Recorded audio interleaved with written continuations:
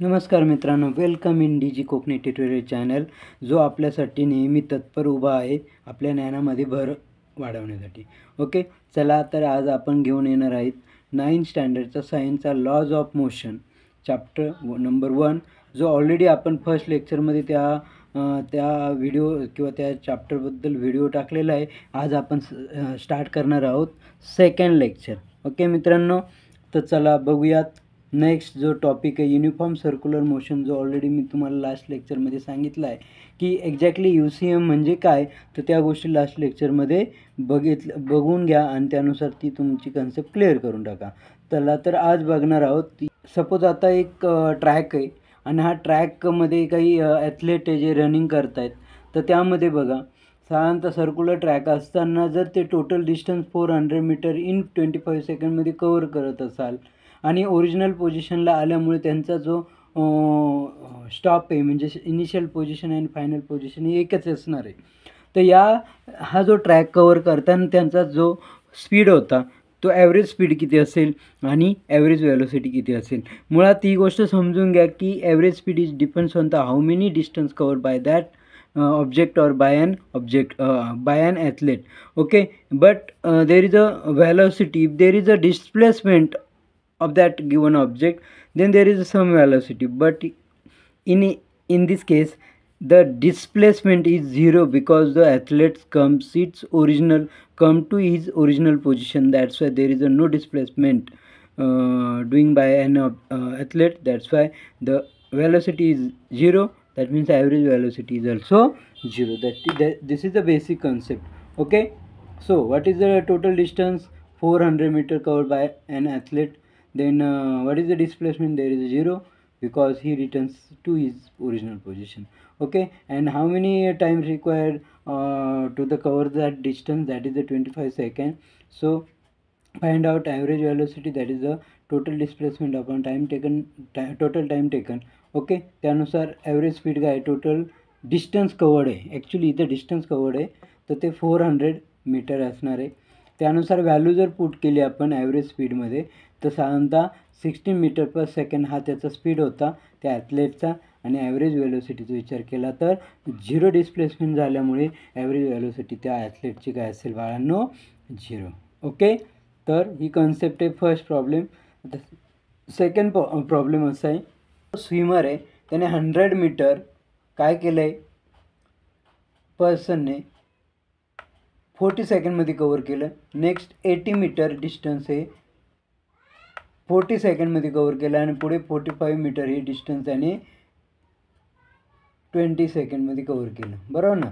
तर average speed किती असेल? आता ॲक्च्युली आपल्याला टोटल डिस्टन्स घेणं गरजेचं आहे, बरं ना. टोटल डिस्टन्स जर तुम्हाला कळलं तर डी काय येईल बाळांनो, टोटल डिस्टन्स जे आहे त्याची ॲडिशन करावं लागेल. That is 180 + 45, that is 225. That is the total distance.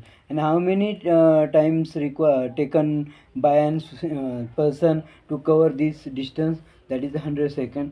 So we have distance, we have time, so we can easily calculate average speed. Okay, so what is the formula of average speed? Total distance covered by a person and time taken for the covering that distance. Okay, so हे तुम्हाला दिलेलं आहे already, distance दिलेलं आहे, speed time दिलेला आहे तो 2.25 metre per second. That is the average speed of that person. Okay बच्चो, तर किती सिम्पल आहे ना प्रॉब्लेम. म्हणजे ॲक्च्युली फॉर्म्युला माहीत असेल, गिवन माहीत असेल तर तुम्ही सहज कोणत्याही याचा ॲन्सर काढू शकता. ओके बाळांनो, सो नेक्स्ट सेम कन्सेप्ट आहे. 18 metre in 3 second, 22 metre in 3 second, 40 metre in 3 second. So same concept आहे बाळांनो. प्रॉब्लेम सॉल्व करायला अडचणच यायला नाही पाहिजे, करेक्ट ना. So total speed, average speed that is 6 metre per second. Actually काय होतं, स्विमर जो असेल किंवा जो एखादा व्यक्ती असेल जो चालतो आहे, मूव होतो आहे, तर यामध्ये प्रत्येक ठिकाणी मूव होण्याचा जो स्पीड आहे, मूव होण्याची जी म्हणजे व्हॅलोसिटी आहे ती सेम राहील असं नाही बाळांनो. त्यासाठी तिथं टाईम जितका लागायला पाहिजे तितकाच लागेल असं पण नाही, त्यानुसार त्याच्यामध्ये चेंजेस असतात. त्यामुळे आपल्याला त्या गोष्टी समजून घ्यायच्या आहे. ओके बाळांनो, so next problem, suppose kangaroo काय करते, 2.5 मीटर व्हर्टिकली जम्प करते अगेन्स्ट द ग्रॅव्हिटी आणि इनिशियल व्हॅलोसिटी कांगारूची काढायची. आता फायनल व्हॅलोसिटी या ठिकाणी 0 असणार बाळांनो. का 0 असणार? कारण आपल्याला माहिती आहे जो कांगारू आहे अगेन्स्ट द ग्रॅव्हिटी वर्क करतो आहे, ओके, आणि तो एका पर्टिक्युलर हाईटला गेल्यानंतर तो काय होतो, थांबला म्हणजे त्याची जी फायनल व्हॅलोसिटी जी आहे ती काय असणार आहे, 0. आणि दुसरी गोष्ट, ॲक्सिलरेशन आहे बाळांनो, ते किती आहे, 9.8 मीटर पर सेकंड स्क्वेअर हा ॲक्सिलरेशन आहे. तर ॲक्सिलरेशन कुठे दिलेलं सर, दिलेलं नाही. लक्षात ठेवा, कोणता ऑब्जेक्ट ज्यावेळेस व्हर्टिकली अपवर्ड म्हणजे व्हर्टिकली जातो त्यावेळेस एक गोष्ट समजून घ्यायची का तो जो ऑब्जेक्ट आहे तो अगेन्स्ट द ग्रॅव्हिटी वर्क करतो आहे, म्हणजे याचा अर्थ जी ग्रॅव्हिटी आहे तीच ॲक्सिलरेशन असेल. त्यामुळे 9.8 मीटर पर सेकंड स्क्वेअर हे आपण काय घेतलं आहे, ॲक्सिलरेशन घेतलं आहे. ओके, डिस्टन्स ऑलरेडी त्यांनी दिलेलं 2.5 मीटर. तर इनिशियल व्हॅलोसिटी काढण्यासाठी आपल्याला न्यूटनचे 3 लॉ माहीत असायला पाहिजे. त्यामध्ये थर्ड लॉ आहे यू फाइंड करायचं आहे. तर आपल्याला न्यूटनचे जे 3 इक्वेशन ते माहीत पाहिजे. त्यामध्ये थर्ड इक्वेशन जे आहे ते v² = u² + 2as हे आहे. त्यामध्ये v पण आपल्याला माहीत आहे, ए माहीत आहे, एस माहीत आहे. आपण व्हॅल्यू पुट करू शकतो आणि पुट केल्यानंतर खाली कॅल्क्युलेशन करायचं असतं. कॅल्क्युलेशन करताना आपण जर थोडी काळजी घेतली तर आपलं ॲन्सर करेक्ट येऊ शकतं. बाळांनो, या ठिकाणी एक जर तुम्ही ऑब्झर्व केलं तर एक गोष्टीचं भान ठेवा की 9.8 घेतलं आहे ॲक्सिलरेशनच्या ऐवजी, पण निगेटिव्ह घेतलं. आता निगेटिव्ह का घेतलं बाळांनो, कारण ते अगेन्स्ट द ग्रॅव्हिटी वर्क करतं आणि अगेन्स्ट द ग्रॅव्हिटी जे ऑब्जेक्ट मूव्ह करत असेल, वर्क करत असेल, तर ते जी ग्रॅव्हिटी अप्लाय करतो ती ऑलवेज निगेटिव्ह पाहिजे. एवढं लक्षात ठेवा बाळांनो. ओके, त्यानुसार जर व्हॅल्यू पुट केला तर u² सोडवलं तर 49 येईल आणि यू काय येईल, 7 मीटर पर सेकंड. म्हणजे त्या कांगारूची जम्प करतानाची जी इनिशियल व्हॅलोसिटी असेल एका सेकंडला जवळजवळ 7 मीटर इतके जाऊ शकते. Is it possible? No, it is not possible. It is not possible because the 7 meter is the very longest distance. Okay, but this is the example only. That's why the answer may be vary with condition or असं म्हणू शकतो आपण. Answer may be एक temporary असू शकते, imaginary असू शकतं, असं पण होऊ शकतं. तसं काही प्रॉब्लेम नाही. ओके, जस्ट एक्झाम्पल म्हणून त्याच्याकडे बघा. नेक्स्ट, ही मोटार बोट आहे बाळांनो. ही मोटार बोट रेस्टपासून स्टार्ट झाली बाळांनो. ओके, आणि युनिफॉर्म ॲक्सिलरेशनने ती चालली. ओके, देन हिची जी मॅक्झिमम जी व्हॅलोसिटी असेल किंवा तिची जी velocity 15 metre per second in 5 second आहे. ओके, सो ॲक्सिलरेशन किती असेल? So what is the acceleration and how many distance travel in that time हे काढायचं. आता सुरुवातीला रेस्ट पोझिशनला आहे बाळांनो, म्हणजे साहजिकच आहे ही ज्या मोटरबोटची इनिशियल व्हॅलोसिटी u=0 असेल. करेक्ट बाळांनो. त्यानंतर फायनल व्हॅलोसिटी त्यांनी दिलेली ऑलरेडी 50 मीटर पर सेकंड आणि टाईम पण दिलेला आहे, that is 5 second. So u_v_t माहिती आहे, ॲक्सिलरेशन काढायचं. u_v_t आणि ॲक्सिलरेशन यांचं जरी रिलेशन तुम्हाला आठवत असेल, ते रिलेशन कशात आहे माहिती आहे का बाळांनो? ते रिलेशन आहे first equation of motion. Okay, ते काय आहे, a=v−u/t. त्याला आपण नॉर्मली असं पण बोलतो v=u+at. याचंच कन्वर्जन येते. ऑलरेडी व्हॅल्यू माहिती आहे, पुट करा, सॉल्व करा. साधारणतः ॲक्सिलरेशन येतं 3 metre per second square. Okay, अजून किती डिस्टन्स कवर झालं ते पण काढायचे. So you can use second equation or also third equation. Okay, so second equation जर आपण कन्सिडर केलं, ut माहिती आहे, at माहिती आहे. सो डायरेक्टली व्हॅल्यू पुट करू शकतो आणि कॅल्क्युलेशन केल्यानंतर आपल्याला माहिती आहे 0ला कोणत्याही व्हॅल्यूनं मल्टिप्लाय केलं तरी ॲन्सर 0 येतं. हे बेसिक ज्या गोष्टी असतात त्या आपल्याला माहीत पाहिजे. ओके, 5चा स्क्वेअर घ्या, त्याला 3ने मल्टिप्लाय करून आलेल्या ॲन्सरला 2ने डिवाईड करा.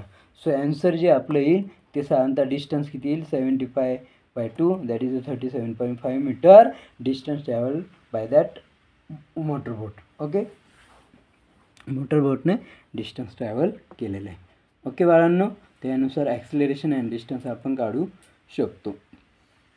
आता सपोज इथे एक न्यूटन्स लॉज ऑफ मोशन तुम्हाला माहिती आहे की काय आहे. फर्स्ट लॉ काय आहे हे सांगतो की every object is in rest position or is in motion till when any external force applying on it. Okay. So हा जो ह्युमन आहे, हा जो मेल आहे, तो एका बॉक्सला पुश करतोय. पुश केल्यामुळे काय झालं, तो बॉक्स पुढे सरकला जातो. ओके. आणि तसंच जर बघितलं तर आपण दुसऱ्या एक्झाम्पलमध्ये आपल्याला दिसेल की जो टेबल आहे, टेबलवर बुक ठेवल्यानंतर ओके, ते बुकवरती जातं का बाळांनो? नाही जात. का जात नाही? मग आता बुकवर ग्रॅव्हिटी ॲप्लाय होते, करेक्ट ना. पण लिफ्ट करण्यासाठी तेवढा सफिशियंट फोर्स नसल्यामुळे ते बुक्स वरती जाणार नाही. म्हणजे ॲक्च्युली काही गोष्टी समजण्यासाठी या गोष्टी समजणं गरजेचं आहे, किती बुक्स ऑटोमॅटिकली वरती जाऊ शकत नाही, अगेन्स्ट द ग्रॅव्हिटी वर्क करू शकत नाही. पण तेच जर एखाद्या ट्री आपण शेक केली तर त्याच्या ब्रांचेस शेक केल्या तर त्यातनं जो फ्रूट्स असतो तो खाली पडतो towards the gravity, correct. Electric fan असेल, keep rotating for some time even after it switch off. Okay. म्हणजे स्विच ऑफ केल्यानंतर तो फिरत राहतो, कारण it is in motion. Okay. So body काय असते, व्हॉट इज द इनर्शिया? एक तर बॉडी काय होते, स्टे राहते ॲट रेस्टला किंवा युनिफॉर्म मोशनमध्ये कंडिशन मूव्ह राहते, त्याला म्हणतो आपण इनर्शिया. आणि इनर्शिया हा ऑब्जेक्टच्या मासच्या रिलेटेड आहे. ऑब्जेक्टचं मास किती आहे त्या रिलेटेड आपण इनर्शिया काढतो. सेकंड लॉ ऑफ मोशन काय आहे बाळांनो? तर हे समजण्यासाठी तुम्हाला या गोष्टी समजणं गरजेचं आहे की सपोज हा बॉल आहे. ओके. बॉल पकडला या गोलकीपरने, तर हा काय करतो, दोघांमधला फरक बघा, tennis ball and other ball जो असेल तो. तर त्यानुसार आपल्याला या गोष्टी समजून येत आहेत की जो बॉल थ्रो केलेला आहे स्लोली, तो हाय स्पीडपेक्षा तो इझी असतो कॅच करण्यासाठी, करेक्ट ना. स्लो स्पीड असेल तर तो एक नॅचरली आपण पकडू शकतो, पण हाय स्पीड आपल्याला पकडणं म्हणजे डेंजरस असतं. आणि त्यावरनं आपण एक गोष्ट सांगू शकतो, मोमेंटम असतं कोणत्याही ऑब्जेक्टचं ते मास इंटू व्हॅलोसिटी असतं. जितकं मास जास्त असतं तितकं मोमेंटम जास्त असतं. त्यामुळे ते मोमेंटम जास्त असल्यामुळे ते थोडक्यात डेंजर आहे आपल्यासाठी उचलण्यासाठी. ओके. तर ही गोष्ट समजणं गरजेचं आहे. So momentum has magnitude as well as direction hence it is a vector quantity. So आणि CGS युनिट बघितलं तर ग्रॅम सेंटीमीटर पर सेकंड आणि SI युनिट बघितलं kilogram per metres per second. So what is the second law? आपल्याला माहिती आहे, आता आपल्याला माहिती आहे बॅलन्स अनबॅलन्स फोर्स. तो what is the second law? Unbalance force आणि बॅलन्स फोर्स म्हणजे ज्यावेळेस एखादा फोर्सला कम्प्लिटली अपोजिट डायरेक्शन बॅलन्स करण्यात येत असेल त्यावेळेस त्याला आपण काय म्हणतो, बॅलन्स फोर्स. ओके बाळांनो. पण ज्यावेळेस आपण ही गोष्ट बघतो, कोणती गोष्ट, की एखाद्या साईडनं हत्ती आला आणि दुसऱ्या साईडनं गाय आली, तर साधारणतः अनबॅलन्स फोर्स होतो. मग आताच न्यूटन सेकंड लॉमध्ये काय आहे की जो मोमेंटम होतो तो ज्या ऑब्जेक्टचा, त्याच्यामध्ये जो चेंज आहे त्या चेंजमधला जो रेट आहे, जो चेंजचा रेट आहे तो त्याच्यावर ॲप्लाय करणारा फोर्स आणि त्या मोमेंटमची जी डायरेक्शन आहे, बरं ना, ह्या दोन्ही इक्वल असतात. नाही कळलं का? एकदम सिम्पल आहे बाळांनो. ज्या ऑब्जेक्टवर ज्या डायरेक्शनने फोर्स ॲप्लाय होईल त्याच डायरेक्शनने त्या ऑब्जेक्टचा मोमेंटम होईल. That is a second law. किती आसान आहे ना, सोपं आहे ना. ओके बाळांनो. So F is the force and T is the time and V is the velocity. So initial momentum काय आहे बाळांनो? MU काय इनिशियल व्हॅलोसिटी आणि फायनल मोमेंटम काय आहे? MV. Okay. So change in momentum काय येईल बाळांनो? MV minus MU. मग rate of change of momentum that is a ME minus MU upon T. Okay. आपल्याला माहिती आहे चेंज ऑफ मोमेंटम म्हणजे MV मास कॅन्सल, मास कॉमन काढलं तर mass into V minus U upon T. आणि V minus U upon T कशाचं relation आहे बाळांनो? ॲक्सेलरेशनचं. त्यानुसार rate of change of momentum that is MA. काय बाळांनो? MA. म्हणजे सेकंड लॉनुसार आपण सांगू शकतो the rate of change of momentum is proportional to the applied force. जेवढा फोर्स ॲप्लाय करू तेवढंच मोमेंटम चेंज होईल. Okay. So MA is directly proportional to F. आणि डायरेक्टली प्रपोर्शनल काढण्यासाठी आपण काय वापरणार आहे? काय बाळांनो? कॉन्स्टंट. काय वापरतो डायरेक्टली किंवा इन्व्हर्सली प्रोपोर्शनल काढण्यासाठी? कॉन्स्टंट वापरतो त्यानुसार जर रिलेशन बघितलं तर साधारणतः F = ma, करेक्ट ना. आणि यालाच काय म्हणतो आपण फोर्स इक्वेशन. काय म्हणतो बाळांनो, force equation. So 2 object of difference masses are initial at rest. सुरुवातीला 2 ऑब्जेक्ट आहे ज्यांचं सुरुवातीला काय आहे ते रेस्ट पोझिशनमध्ये, पण ज्यावेळेस त्यांच्यावर फोर्स ॲप्लाय होतो है ना बाळांनो, ज्यावेळेस सेम फोर्स ॲप्लाय होईल त्यावेळेस आणि टाईम पण सेम राहील, तर त्यावेळेस जी लाईटेस्ट ऑब्जेक्ट आहे बाळांनो, लक्षात ठेवा, lightest object move faster than heavier. हे तर तुम्हाला माहिती आहे, हलकी वस्तू लवकर पळते, लवकर मूव्ह होते हेवियरपेक्षा. But rate of change of their momentum F म्हणजे काय, जो मोमेंटम चेंज होते तर त्यामध्ये total change in their momentum that is a Ft. काय बाळांनो, Ft म्हणजे जितका फोर्स ॲप्लाय झाला त्याला जितका टाईम लागला त्यानुसार तो असतो. Okay, so force is same, momentum पण काय असेल सेम. म्हणजे मॅटर करत नाही कोण मूव्ह होतं आहे फास्ट, फोर्स किती आहे दोघांनो सेम, मोमेंटम किती होतं आहे सेम. सो जर तशी कंडिशन असेल, फोर्स सेम असेल तर मोमेंटम पण सेम राहील. आणि साधारणतः जर विचार केला तर मास डिफरंट असल्यामुळे कदाचित त्याच्यावरचं मोमेंटम चेंज होईल, पण force is change in momentum is depends on the force. Okay, हे फोर्सचं युनिट काय बाळांनो, kg/s², किंवा यालाच आपण न्यूटन म्हणतो. CGS युनिट असतं g/cm/s², आणि याला काय म्हणतो बाळांनो, डाईन. काय म्हणतो, डाईन. हे नॉर्मली जे आहे फोर्सचं युनिट न्यूटन आणि MKS किंवा SI आणि CGS युनिट डाईन हे पकडलं जातं. लक्षात ठेवा बाळांनो. न्यूटन काय सांगतो, the force necessary to cause an acceleration of 1 m/s in an object of 1 mass kg. म्हणजे 1 मास kg असणाऱ्या वस्तूला ज्यावेळेस 1 m/s² इतकं ॲक्सलरेशनचा फोर्स म्हणजे ॲक्सलरेशन होतं, इतका फोर्स रिक्वायर्ड राहतो, त्यालाच आपण काय म्हणतो न्यूटन. हे न्यूटनने सांगितले बाळांनो. ओके, सो थर्ड लॉ काय सांगतो बाळांनो, तुम्हाला माहिती आहे, every action has an equal and opposite reaction. हे नॉर्मली स्टेटमेंट तुम्हाला माहिती आहे. सपोज आता ही मुलगी जंप मारते, बरोबर ना बाळांनो. तर जंप करताना ज्यावेळेस ती एखाद्या म्हणजे जमिनीवर लँड करेल त्यावेळेस साहजिकच जितका फोर्स हिचा असेल तितका लँड तिला अपोज करणार आहे. त्यानुसार जेवढी ॲक्शन असेल तेवढीच आणि इक्वल काय असेल रिॲक्शन असेल, है ना बाळांनो. त्यानुसार बघा या ठिकाणी तिने जंप मारली, correct. So to every action there is an equal and opposite reaction. Okay, that is the third law. Next, the law of conservation of momentum काय असतो बाळांनो. कॉन्झर्वेशन या वर्डचा मिनिंग समजून घ्या बाळांनो. पहिला कॉन्झर्वेशन म्हणजे constant, same as it is, change होत नाही, म्हणजे मोमेंटम चेंज होणार नाही, त्याला आपण कॉन्झर्वेशन म्हणतो. ओके, सपोज 2 ऑब्जेक्ट घेतले A अँड B, त्याचा जो मास आहे तो काय आहे M1 अँड M2, करेक्ट. बघा M1 अँड M2 हे 2 ऑब्जेक्ट आहे A अँड B.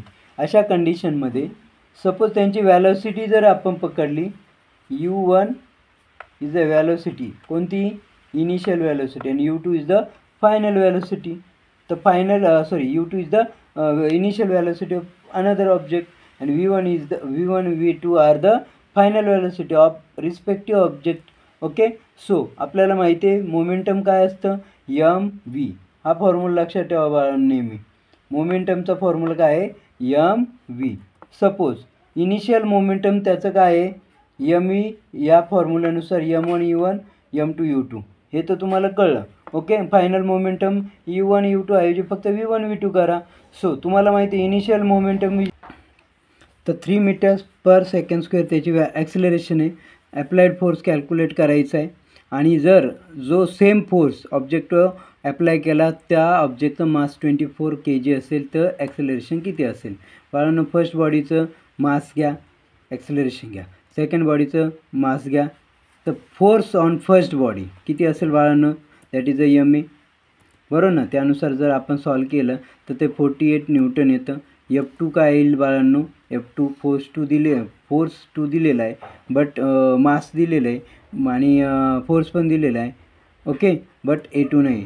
तर A2 काढण्यासाठी आपण जर सॉल्व केलं तर 2 मीटर पर सेकंड स्क्वेअर त्याचं ॲक्सिलरेशन येईल. ओके बाळांनो, या पद्धतीने आपण काय केलं, त्या बॉडीवर किती फोर्स अप्लाय झाला तो बघितला किंवा सॉल्व केला. ओके, बघा, एक bullet having of mass of 10 gram and moving with a speed of 1.5 meter per second penetrates a thick wooden plank of mass 90 gram. The plank was initially at rest. म्हणजे एक bullet गेली एका wooden plank असेल त्याच्यावर आदळली. तर साधारणतः बघा, इनिशियल व्हॅलोसिटी बुलेटची वेगळी असेल, वुडन प्लँकची रेस्ट आहे, पण फायनल व्हॅलोसिटी मात्र दोघांची इक्वल असेल, बरोबर ना.